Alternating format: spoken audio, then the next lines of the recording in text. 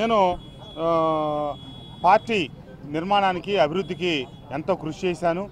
కానీ పార్టీలో సరైన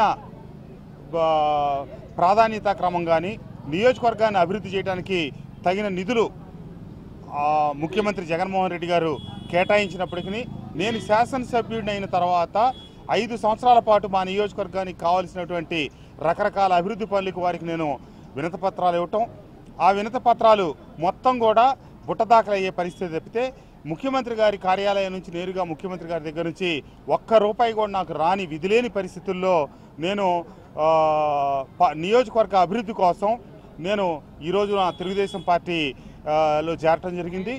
నేను లోకేష్ గారిని ఒకటి అడిగాను, బాబు నాకు నియోజకవర్గానికి అభివృద్ధికి నిధులు కావాలి, నేను నియోజకవర్గాన్ని అభివృద్ధి చేయటం కోసమే నేను ఈ నిర్ణయం తీసుకున్నానంటే, అన్నా తప్పకుండా మీకు మీ నియోజకవర్గాన్ని అభివృద్ధి చేసుకోవడానికి అన్ని రకాలుగా అండగా ఉంటామన్నారు.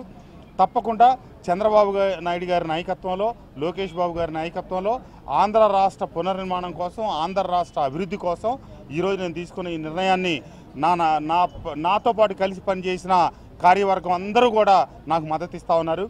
కానీ వాళ్ళందరికీ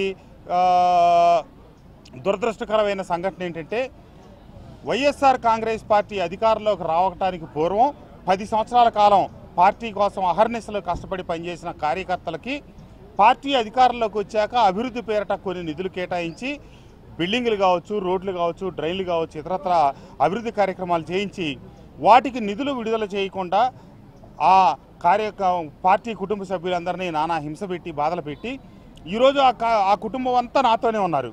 కానీ చివరి నిమిషంలో ఈ రోజున మేము ఇక్కడ ఉంటే కనుక వచ్చే వారం రోజుల్లో బిల్లులు చెల్లిస్తాం, ఏవైతే వాళ్ళకి ప్రభుత్వం నుంచి బకాయిలు ఉన్నాయో అవన్నీ ఇస్తామని చెప్పి ఈరోజు నాతో పాటు రావాల్సిన నియోజకవర్గంలో మిగతా ఎంపీపీలు, జెడ్పీటీసీలు అందరిని ఆపారు.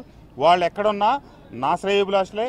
వాళ్ళు అక్కడ పూర్తిగా గుర్తించారు సంక్షేమం అనే మేట నొక్కడమే తప్పితే ఆ క్రమంలో రోజు ప్రజలు రోడ్ల మీదకి వస్తే పడుతున్న ఇబ్బందులు అన్నీ గమనించారు.